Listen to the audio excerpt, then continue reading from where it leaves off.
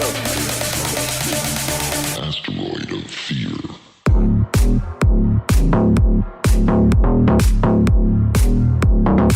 Hey everyone, welcome to another episode of the Men of the House podcast. And on today's episode, we have Scotty Aemis, and we're going to talk about childhood trauma, but specifically to how that leads and bleeds into our adult lives and you know, how it impacts us and what we can do to kind of fight back against that and get our feet back underneath us and our head in the right space and kind of tackle some of these issues because I don't think we always see them um, until we're further down the road. But how are you doing today, Scotty?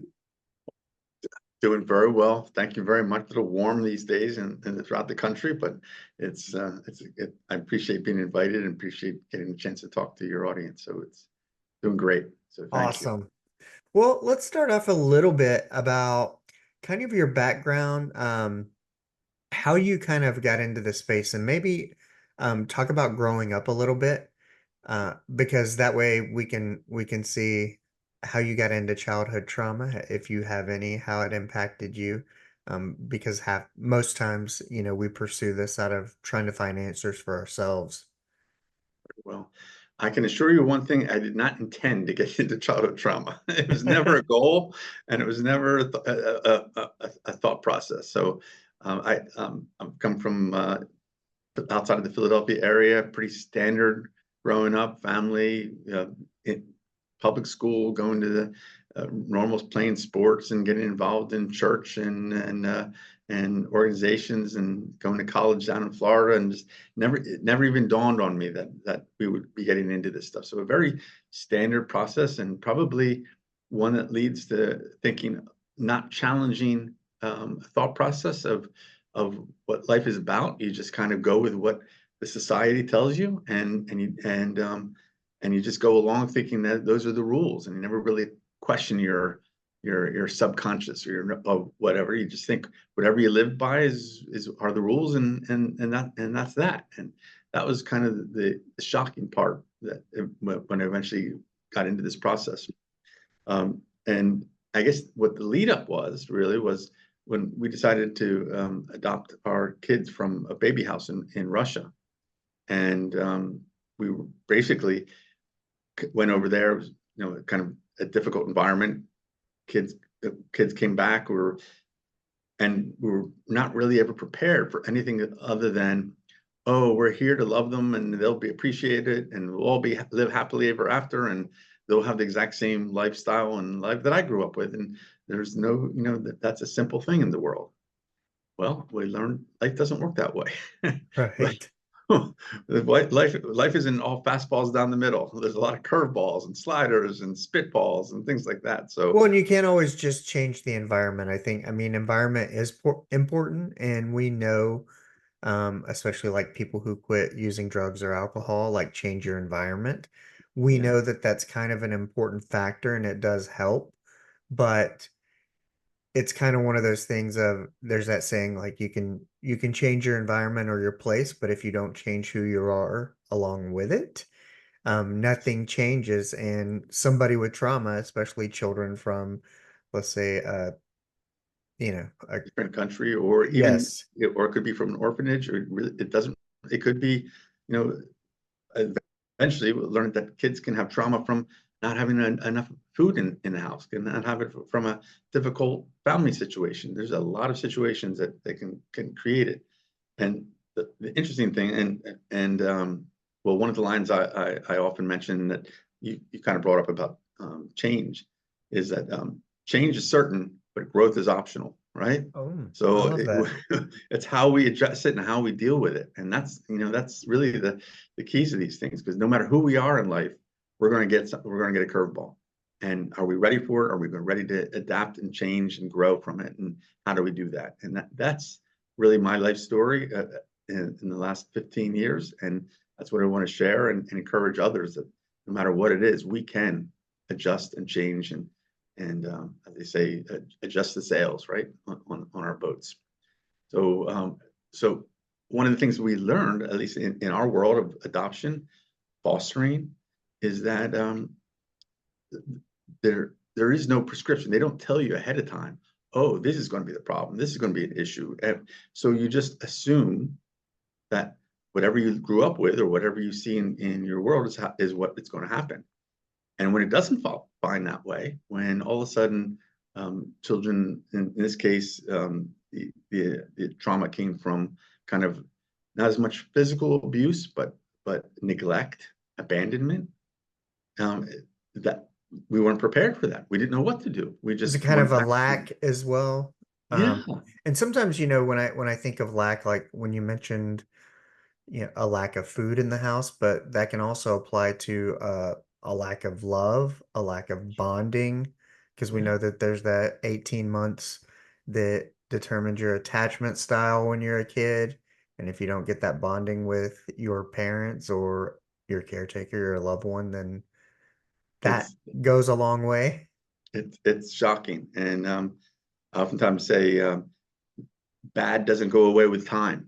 You know, when Oh, something happens, you're going to have to address it, and sooner or later you're going to address it one way or the other. And if kids don't have an experience or have a bad experience, you know, what are you going to do as parents? Because they're not capable to know how to change and how to do things differently.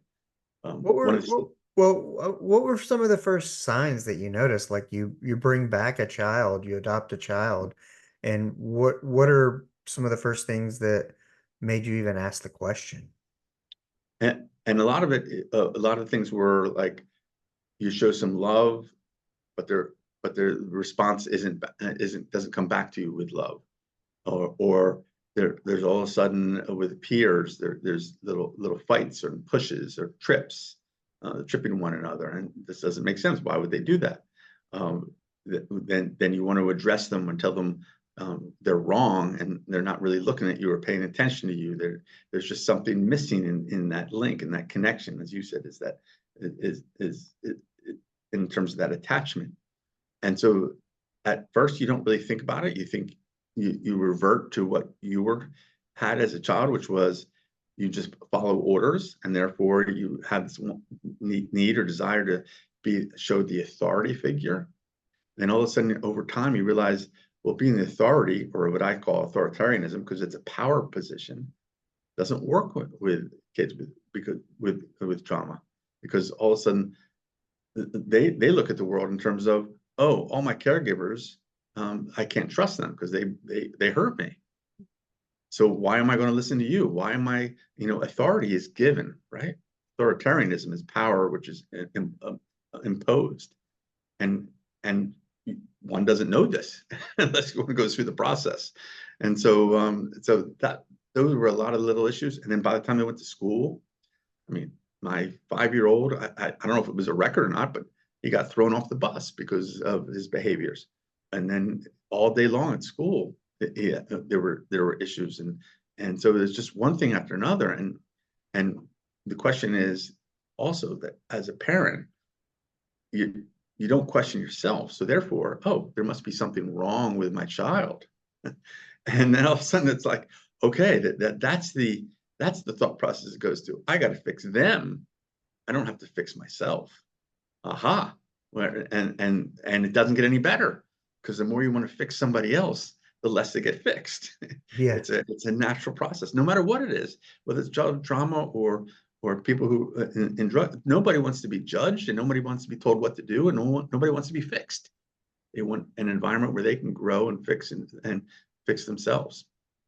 So this eventually manifested itself into a point where we were actually almost having our kids taken away from us. I mean, we had child services, as they call it, in most states, visiting us constantly, because we had lots of counselors, and kids from another country don't really have the language and don't have so there's also OT and speech and behavior and all kinds of counselors that are coming in. Everyone is a mandated reporter, so everyone is going to report something when a child is acting up. And it's a strange thing when the child services group of your state know you by your first name. They start Yeah. calling you up saying, "Hey, Scott, we got you another one." so it's so it just kept going and going. And at that moment, when the judge turned to me and basically said, is this going to be how you're going to live your life? Is this your legacy that your children are going to be taken away from you? That's kind of when it kind of hit me right in the face, saying, wow, everything has to change. I have to take a new look at this.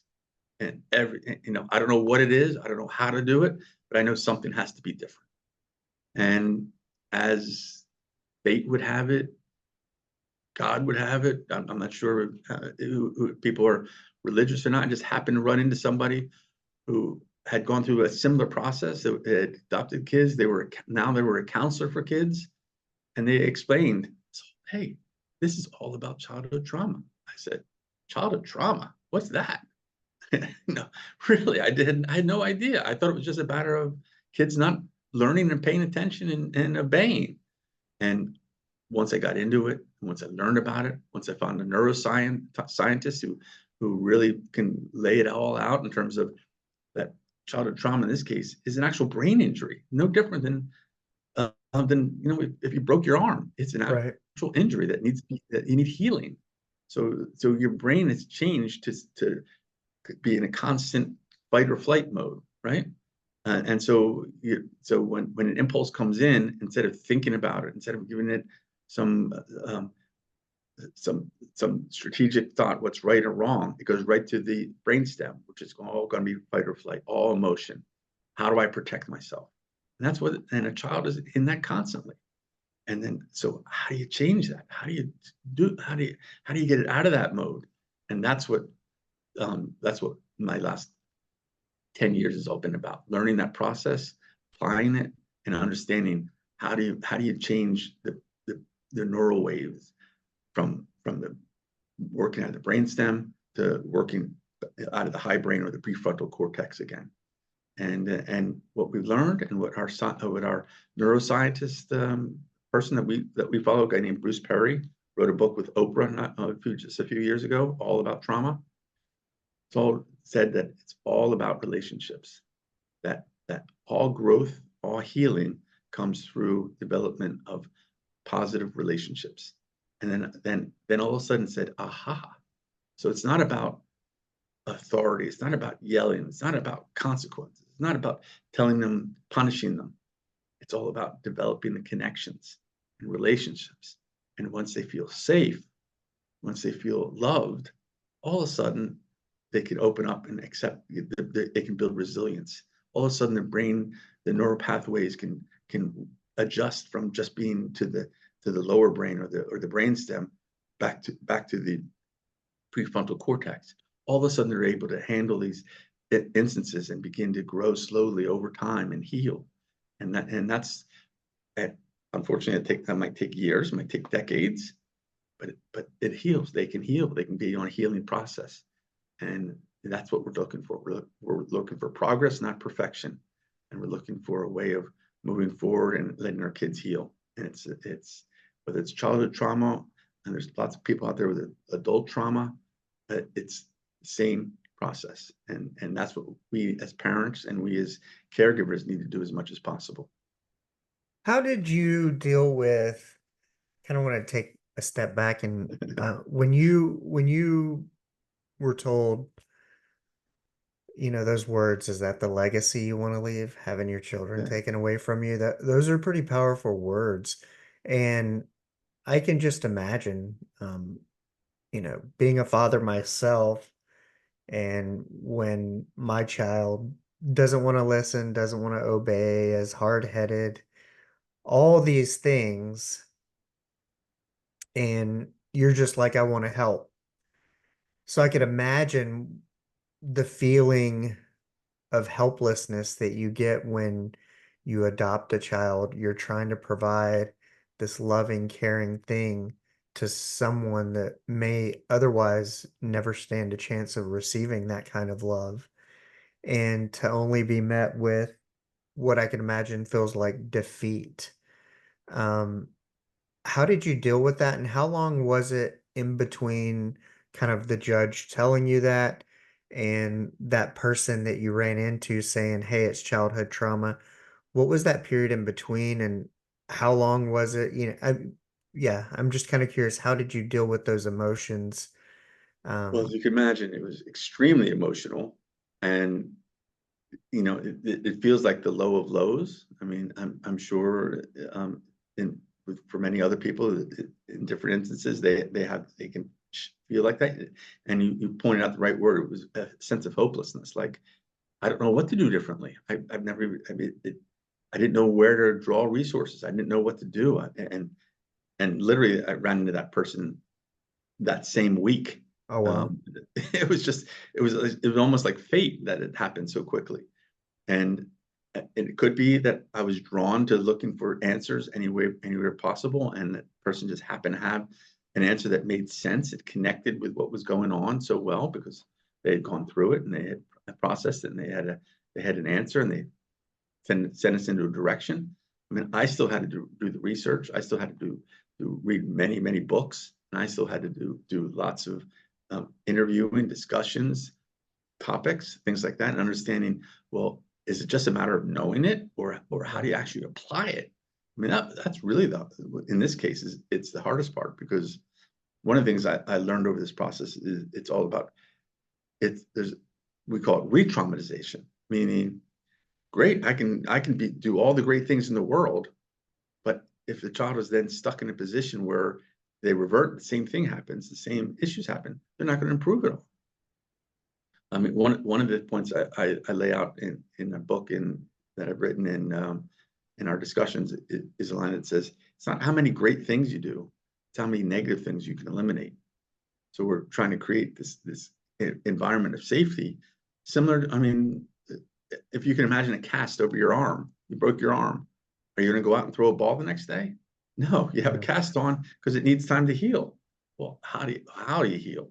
What do you do? What's that time frame? Because obviously it's not 6 weeks. It's going to be 6 years or 16 years and whatnot. And how do you create an environment of safety? And these are all the things I needed to learn and study and accept that I'm not going to be able to fix my child, but I can create an environment where they can grow and heal. And through that process, they'll fix themselves. The brain will fix itself. It'll, for all the difficulties and protection that the neurons that it changed to protect itself through going to the brainstem, it'll change it back. And so my job eventually, as I learned, was to create an environment where that safety was the number one process. They feel safe, that over time, then their neural pathways can adjust backwards as well. So that was it. There's a lot of things into it. There's a lot of principles that I've learned. Again, I mentioned before, authority versus authoritarianism. One of the lines we use is that, for example, the value of your love is not dependent on your child's response. We have this tendency to think as parents that if I do something good, if I create an environment, if I create something positive, well, I expect something positive back to me. But that's not the way it works in trauma. That positive response might be 10 years from now. So how can you keep going? How can you keep doing it and not get that immediate response? Well, that's a learned behavior over time. That's a change that's a personal change. How do we change to accept that this is a different process? It's not easy. What were some of the first steps that you guys started? Like, how did so you ran into the person, you started doing some research, but Sure. what techniques and whatnot did you start deploying immediately, and kind of what did the healing journey look like? How did that take shape? Sure. So a couple of things we learned first is starting at the base level. Everything was, what do we need to do to create this safety environment for them? And where are all the areas that they're getting constantly, I'll use the word again, re-traumatized? And so in our case, it was almost in every extracurricular activity, in addition to things that I'll get into in a second with the family. So instead of going to a school, we started doing homeschool. And we found a specific church, for example, that the pastor had their own adopted kids. And so there was an environment there where people understood what was how to deal with kids that had it processed. They understood the challenges, the issues, and there were more people that were more trained in that environment. It just happened to be. So we changed churches. We reduced the number of events that we went to because everyone was a stimulating process, and the more they get stimulated, the more that they get that their behaviors get triggered. So we had to dial it down. We reduced the amount of things, quote quote, in the house. Less games, less TV, less videos, and even though it was a little bit more boring, it was safe. And kids can find lots of different things to play with. They don't have to have the latest gadgets and the latest movies and the latest video games and things like that. They'll be just fine. And all these things that allowed just a constant, safe process. In addition, we had a number of, as many parents do in our situation, a number of therapists. Well, one therapist would tell you to do X, another therapist would tell you to do Y, and another therapist would tell you to do Z. And so at the end of the day, we're going all three directions and not going anywhere, right? We're stuck with no changes. And so we began to change. Okay, everybody we talk to, everybody who comes in to work with us has to have an understanding of what trauma is and can implement their services through a trauma scope. You know, that old saying, if you're a hammer, everything looks like a nail. Well, it's almost like if you decide that it's going to be trauma, everything has to look through building relationships first, safety first, create that environment. And so those are a lot of the things we did up front.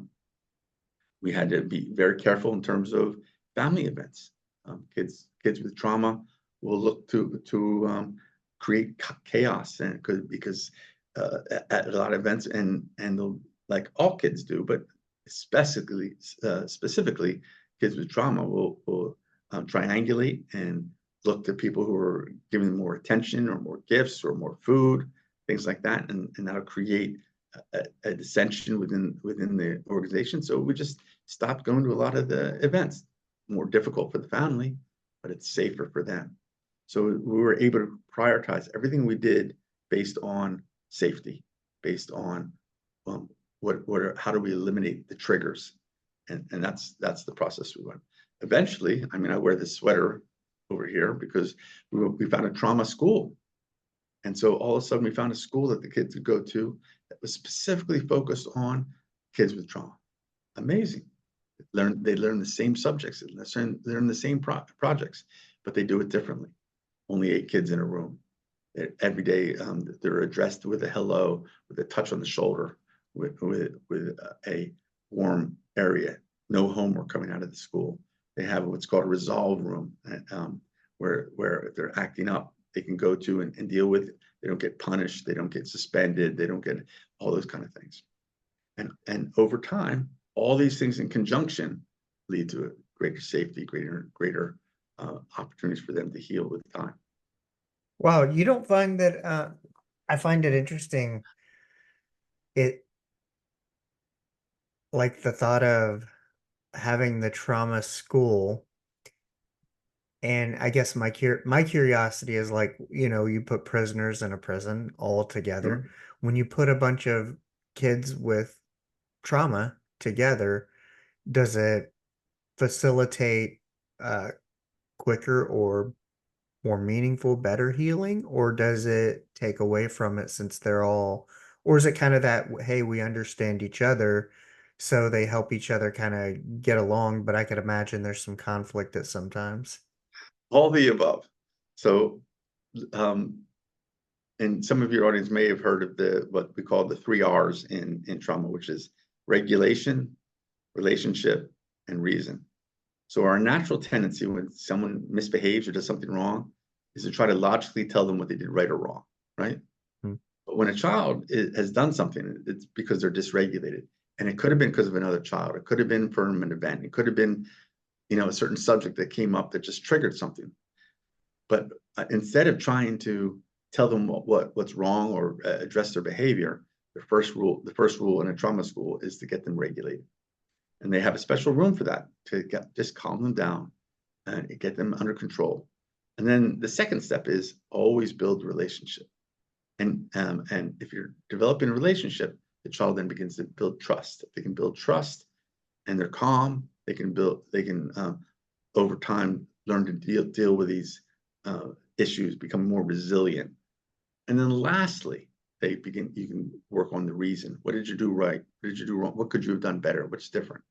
So the answer to your question, yes, very often a room full of traumatized kids will set each other off, but the whole process works, and because each kid is treated separately, individually, and with the same process in mind. We're going to keep everybody regulated. If you're dysregulated, we'll go to an area you can calm down, work with it, and go back in the classroom. We're going to develop relationships no matter where you go. You're going to get to know your teacher. They're going to know you well. You're going to trust them. You're going to believe in them. And then over time, you can learn to deal with them with reason. And the process in this particular school, I mean, they have 4 schools, and they in the last year or so, I've joined the board of directors with them. It works. I see these kids year after year who graduate, who came in, and they give their stories about come from a broken home, come from no hope, and over time they just realized, hey, the light goes on, and all of a sudden when the light bulb switches on, it's like, huh, I have my whole life. I can make these decisions. I can do these things. This is okay. I can thrive here, and they do. And one of the advantages of the trauma schools is also, if you're ready, you can transition back into the public schools and see where you are in level resilience. That's what my kids did. They're both in public school now, heading to 12th grade, and their resilience level has increased. I don't know how to mark it, but 10 times from what it was.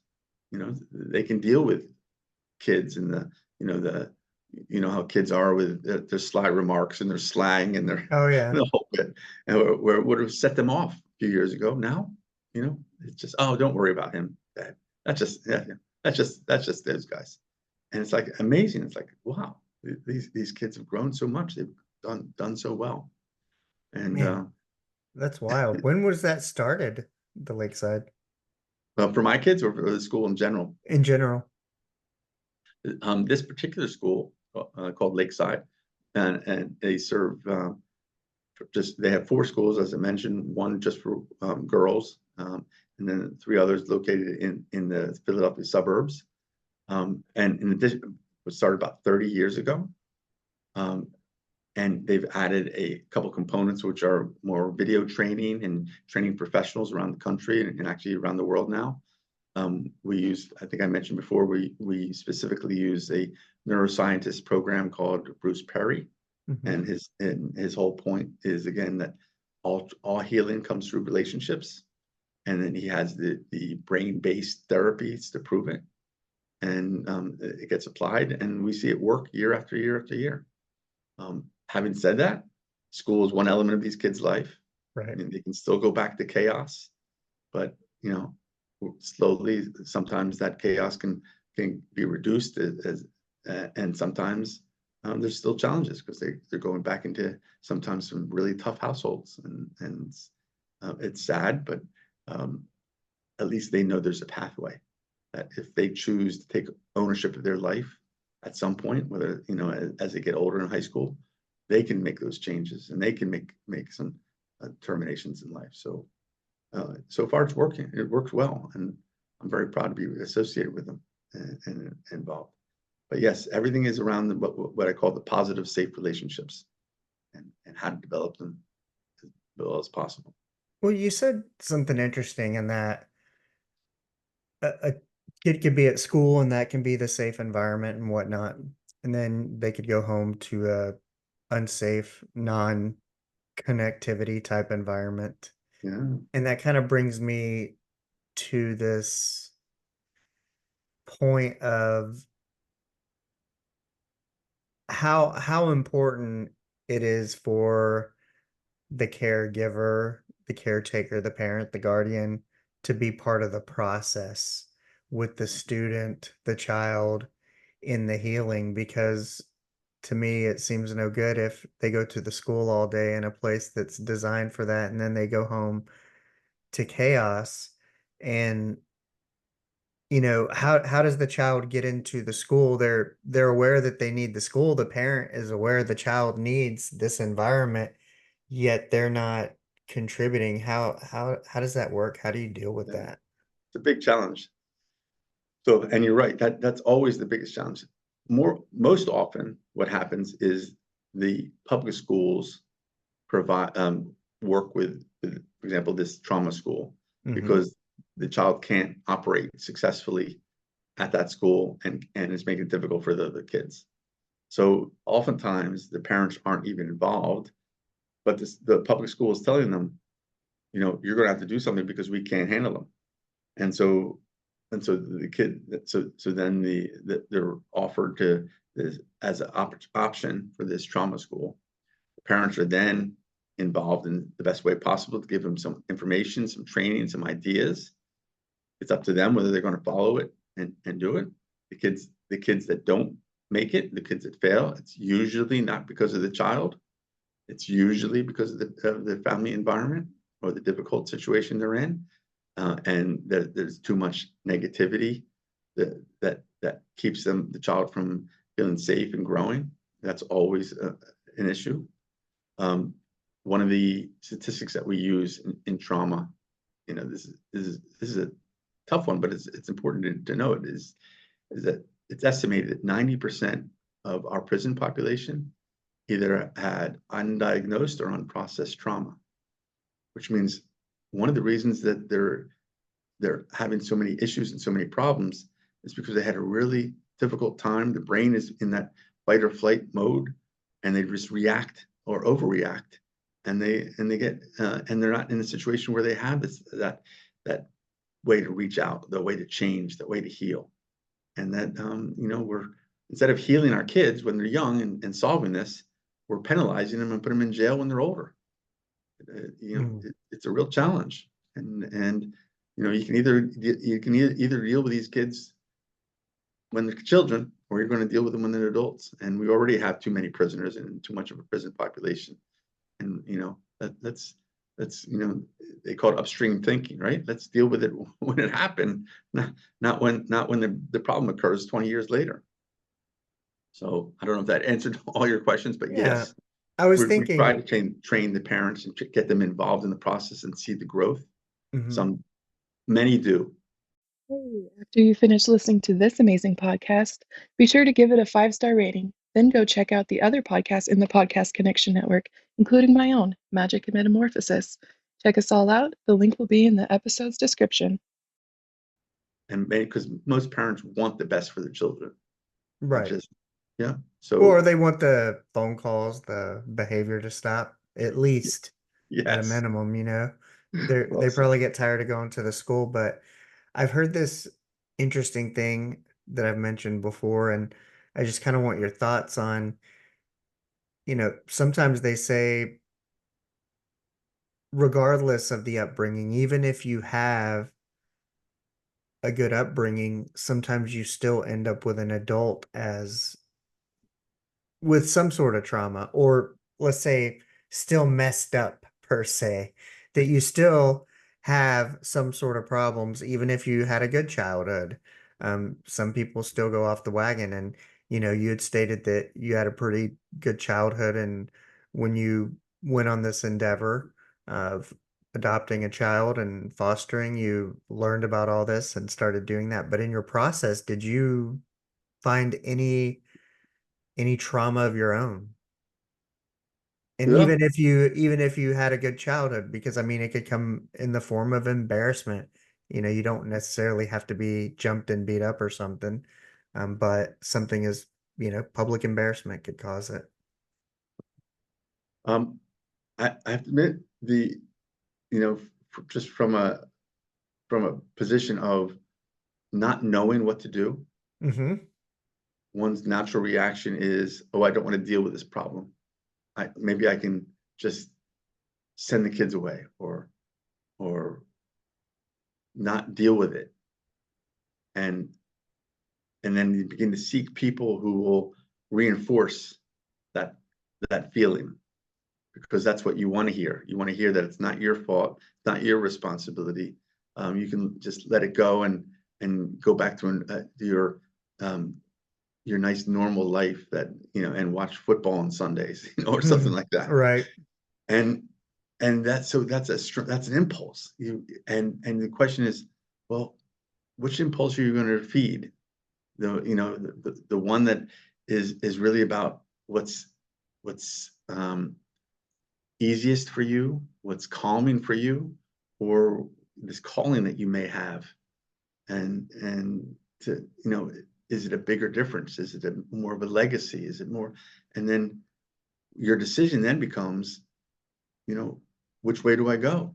It's they call it the hero's journey, right? Am I going to seek the positive influence or the negative influence, and what makes me feel better? What soothes my ego? What soothes my personal needs right now?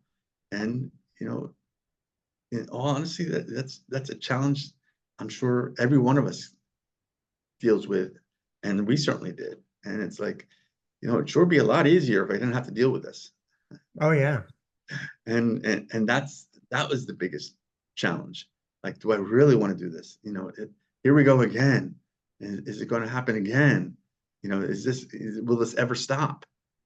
And for us, faith had a lot to do with it, but connecting, making a conscious, intentional decision of who we're connected with and who we're dealing with and what influences, that was important too, because the more people who were encouraging us on the journey, this journey of learning and changing and growing, and the more likelihood we were to engage in it, and especially in the early process. It could have gone either way. I mean, very easily could have gone either way. Where do you find that? Where does that hope, that kind of steadfast, stay still, come from, in terms of you're doing this thing and you take on this responsibility, and it's just way more than you ever could have anticipated, and now you're like, man, I've really got myself into something, and these aren't jeans, you can't just return them. It's not a meal you can send back. Kind of what's been the cornerstone of getting you through that, and that acceptance, and saying, okay, I've done this. This is with another human being. And even though it's not going great, I'm going to put forth my best effort, not just for them, but also for you and your spouse, how it impacts your life. Sure. So kind of what's been the cornerstone of getting through that and dealing with that for you, your spouse personally? Because I'm sure, that's got to be a very challenging situation to accept and deal with. And it's kind of speaking to maybe other parents who might, they want to have children, maybe they can't, or maybe they just choose to adopt. And then something like this happens and they're like, oh my gosh, what did I do? So kind of a little shout out to, what, how do you deal with that and get through it? And Sure. And different people do it different ways. For us personally, I mean, I think there was a combination of, there was a sense of right or wrong that was passed down. But which is kind of a faith, moral type of thing. Yeah. And what is a parent's responsibility? And, our world, God doesn't promise you perfect children, and God doesn't promise you a perfect life. Or life itself doesn't promise you, for those people who aren't particularly faithful. But I think it's also community. We talk about all growth and all healing comes through from relationships for your kids. The same thing goes for us as adults as well. There's been a number of studies that have tracked people, for example, for their prestigious colleges versus how well they did in life and world. And the numbers show that the people that have a strong set of friends, colleagues, relationships are the ones that are healthiest and happiest. And that seems to be the process as I've learned, in every situation, if you try to go it alone, all the difficulties are going to just knock you down. If you're willing to not make a change in your life, that old saying, in order to go up, you got to give up. You got to give up things. You got to give up old ways of thinking. You might have to give up old friends who won't change their thinking, and you have to consciously make decisions like, who am I dealing with? Who am I working with? Who am I connected with? Who are my influencers? And it's the same thing. I mean, I have some close friends who are, for example, in the AA program. They make a total change in terms of who they're relating to on a day-to-day basis, who they go to with groups, how they think. And so there's a lot of people, I don't think those tendencies and beliefs and those negatives ever go away. But the key is, there's a book called Soundtracks, for example. How do you reduce the negatives and replace them and add the positives? And the more positives and more influencers and the more books and the more podcasts and the more videos you listen to that keep reinforcing. I think that's the way the process, and that's the way that I talk to people. And that's the influence I try to offer, at saying, not only is there hope out there, because I know the strategy works, but there's a specific methodology that comes around the parents first making decisions about how they want to live their life and how they want to make changes. There's a number of books about mindset, right? And that we don't question our subconscious, but we just think that whatever has happened is just the way it is. But we can make those changes in our lives. We have to go deep down and say, I'm going to change how I think. I'm going to change how I believe and feel and make, and those changes itself will then become natural process of life. So I didn't mean to get off on a big sermon, but that's we can all change. That's the beauty of it. And we're all going to have these negative things that happen to us or challenging things. It's how we learn to deal with it.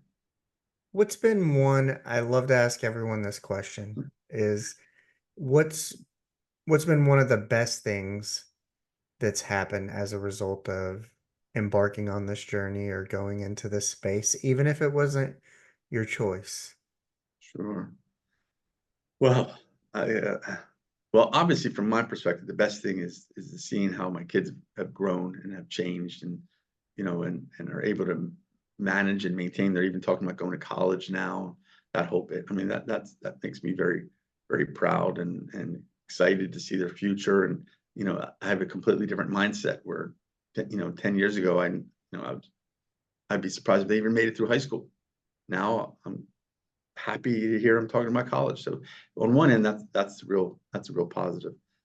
On the other end, just from a personal point of view, just the learning and sharing how I feel like this process, as I discussed before, that now no matter what comes up, I know there's a way around. There's a way to meet that challenge. There's a way to go out there and seek difference, and it's usually going to be through other people, other groups, other connections. And I guess if I had to pick one thing, I think I'd restate that word connection. The more positive connections that one has, that is in a growth-oriented process, the more resilient we're going to become, the more ready we're going to be able to change our sails and adjust to the many challenges that are out there. So I guess I would do that. I mean, I never thought in a million years I'd write a book. I mean, I wrote a book. So that's what I was looking for, is like, what's one thing that happened that you never thought in a million years that you would do Here's as a my little result? book. Yes, here's my little book. And Where I do we go from here? wrote it on trauma. And you know what? It ended up being number one on Amazon in 8 different categories. I said, what? Awesome.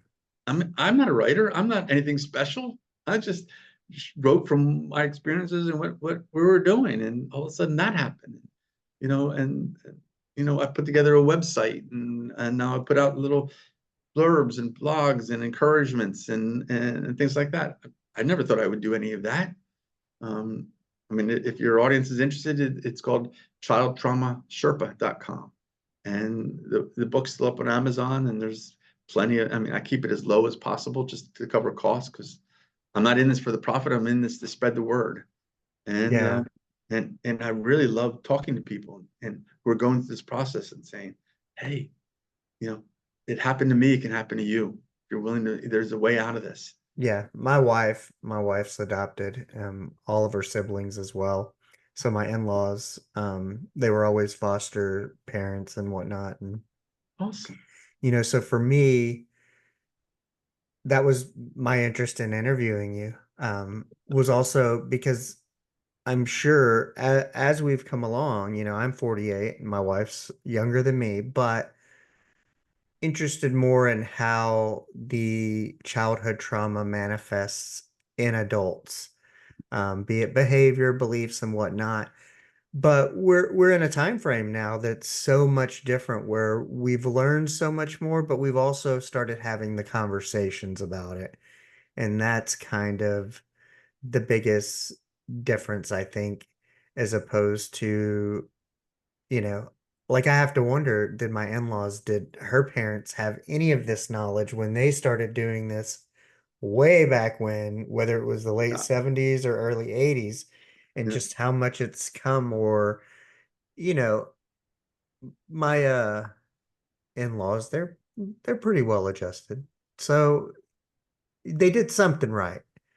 Whether they knew it or it had a name or a technique or something, they did something right. But I do find it interesting, and I think the important thing is understanding that, some of the adult behaviors we see, whether it's with people, whether we work with them, whether we're in relationships with them, that some of the, whether it's, lashing out or something, can all be kind of to that. And I think it kind of goes back to that same thing of creating the connection and the safe space, um, with that person. Even as an adult, almost the solution's very similar. And it's interesting you said that. One of the things that we were looking at and addressing now is the term called generational trauma. It's Hmm. passed on from one generation to the next to the next, and nobody questions it. They just think it's the normal process I'm trying to until stop that. yes, until it gets stopped. And sometimes it can be one person who just wakes up and says, "Oh, I don't have to do it that way. I don't have to melt down or scream or yell, or I don't know why this is happening. Let's go find out. I can make changes in my life." And the fact that you can, I mean, sometimes the word trauma is overused Hmm. because everybody says, "Oh, you're such a pain. You're giving me trauma." but the beauty of it is now it's recognized as something real, and it's not just a made up term, but they actually have a neurological basis to it, and whenever there's a medical basis, that just turns the question on its side in terms of, okay, they can also be solved. How do we do it? What changes do we make? What do we, So I think that's positive, and those are some of the things that I want to try to do more and more of, especially around schools, because they're not used to adjusting their system to kids with special needs, right? They want everybody to Yeah, fit in a cookie cutter. they just put those people and they filter them out as opposed Yeah, to adjusting what they're doing. well You said. know, the school doesn't have the problems. They're not culpable in any part of it. Right. Yeah. So And they and think. and what if we were able to train teachers differently? What if they went through this process? What if we created different classrooms? And what if there's a lot of what Yeah. ifs and questions, and why aren't we evolving and changing and challenging? And some schools are, but we have so many school systems and so many districts and so many ways of thinking and so many limited budgets that people are limited in the way they think, and this is the way we've always done it. Well, So it's kind of a I think shame because it kind of becomes this system thing and funding and for teaching for the test and blah blah blah. And what we seem to forget is, you know, most people who go into teaching, they don't go in for the money, they don't go in for this or that, they go in for the love of it. Yeah. for the love of whether it's the teaching, the kids, the whole process. So I don't think it would be asking a lot for them to learn something additional to make a better experience for both them and the student. So the problem is with the system and not necessarily the teachers. That's Because why wouldn't they want it to be better? That's yeah. their whole career is designed to do that. Well said. And we just have to give them enough tools, enough opportunities to, and that's why I do a lot of interviews, just not me, but many people want to get the word out. So it becomes a thing. It becomes a process, and maybe we can change, a tipping point over time to where the schools begin to react to it. I mean, in fairness, the schools have done a great job, I'll say effective job, in terms of dealing with autism, right? Kids on the Hmm. spectrum, because but it took many, many years Yeah. for them to deal with it. So how do we half-life that for kids with trauma? Because the way you treat trauma is exactly opposite of how you treat people on kids on the spectrum. So how do you make those changes? How do you get flexible? How do you identify them and set up a classroom for them and give teachers the right teaching? Because you're right, teachers love to take care of the kids and relate to Hmm. them and want the best for them. But they need the tools.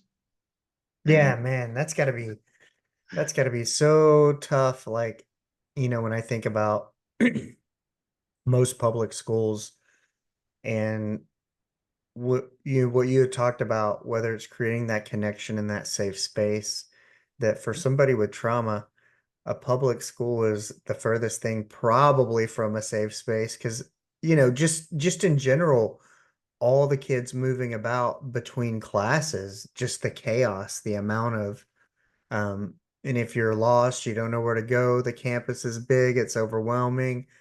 I could imagine, even if you had a teacher escort or something, that it's still the amount of volume and input and chaos is enough to stir anybody up. yeah, and then you throw on the bus rides because there's no teachers on the buses, right? Then you talk about the lunch and the playgrounds, and there's very few interactions over there, and it's just one issue after another, after another, after another. That was kind of why I was asking how long ago the school started.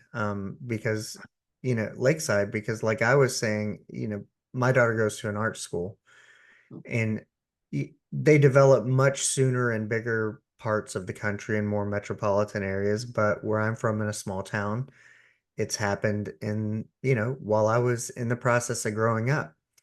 And so it's kind of like that difference, that lag of whether it's 20, 30 years that you're getting some of the programs and some of the places that people can actually thrive.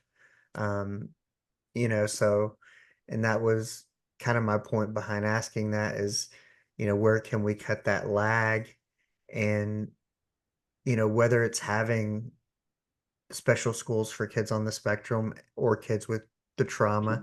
So there's not all that volume, not all that chaos, and not all that information.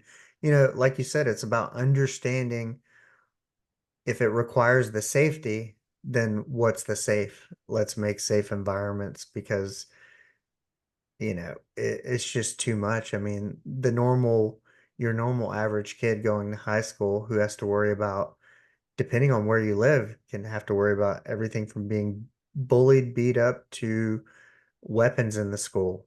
It's just bananas. Yeah. It's And a it's lot of those crazy kids, almost how could a normal person even survive that or think it's safe? and a lot of those kids don't even get a decent meal if they don't go to school, right? That might be their only meal of the day. Yeah. That's a form of trauma in itself, much less the safety and the environment and how loud it is, and that age group, you know, bouncing off the wall. So yeah, there's a lot of rethinking that needs to go on, and kind of what we're trying to do is, sometimes it's one school at a time, one Yeah. teacher at a time, and over time, you hope you can reduce the amount of time it took for other changes to make.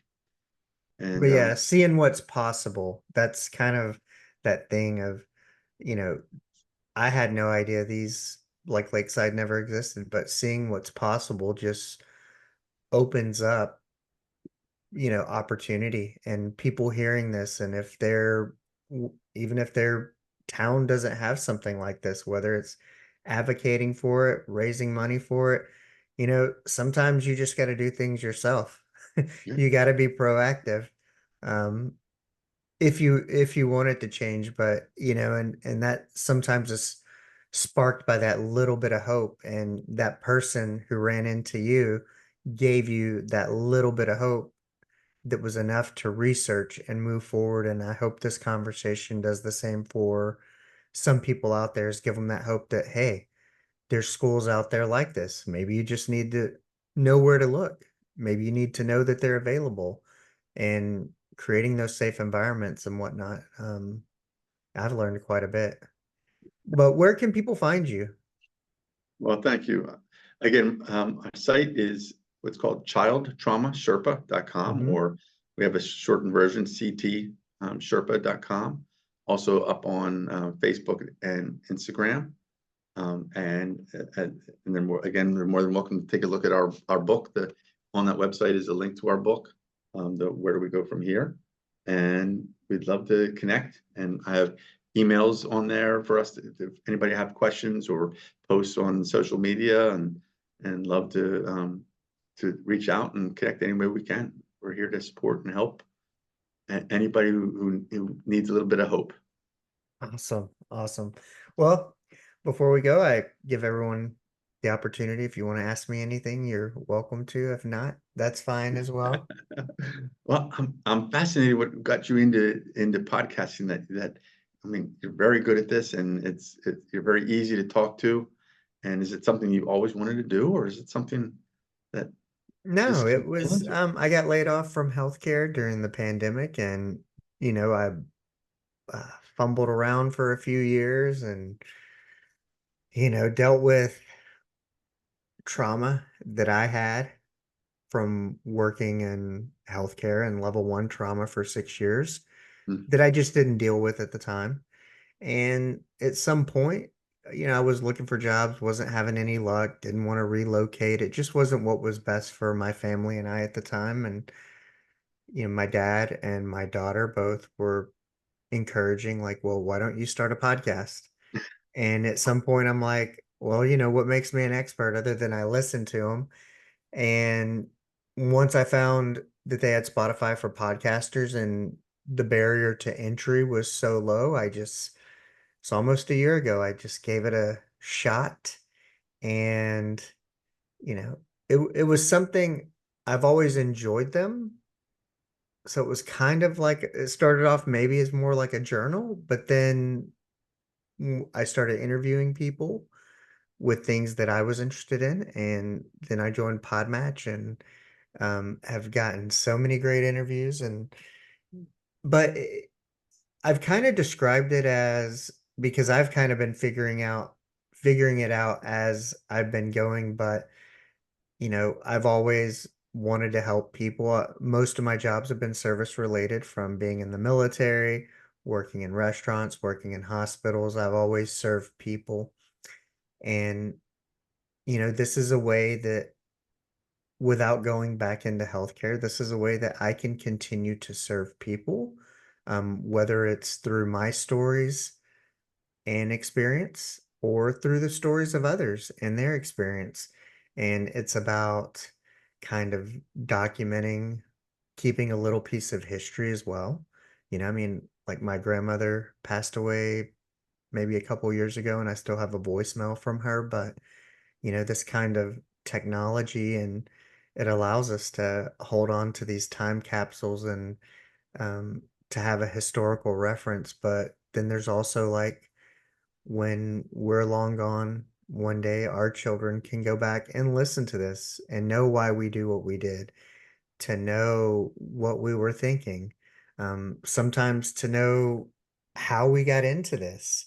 Sometimes our children don't know what our life was like before this, unless we told them, or unless they asked, or they forget we were they can see that we were a totally different person before we were the parents that they knew. And so, yeah, there's so many reasons. And I always say I can reach more people and these stories of others can help more people than I could ever help at the 2 clinics I used to manage. So that was kind of, I needed something to do at the time. I needed something to focus my attention on, and this was it. And I've kind of got the podcasting piece down, and now it's time to focus on the business part and continue this going. But as long as I love it and continue to have great guests, which I will. So that's what it's about. And kind of that's why I did it. And it, a couple weeks will be a year.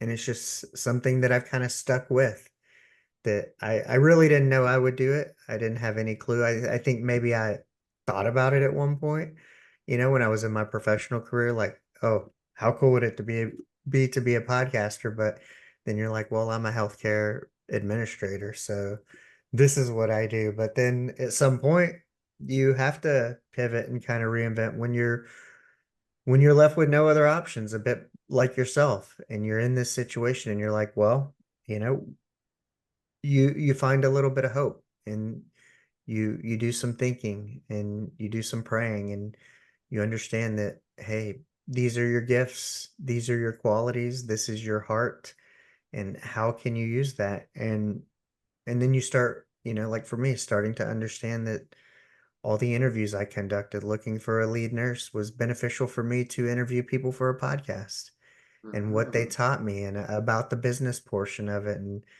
you know because I can tell you, working with um, physicians and nurses is not the easiest job, and Yeah. managing them is even more difficult.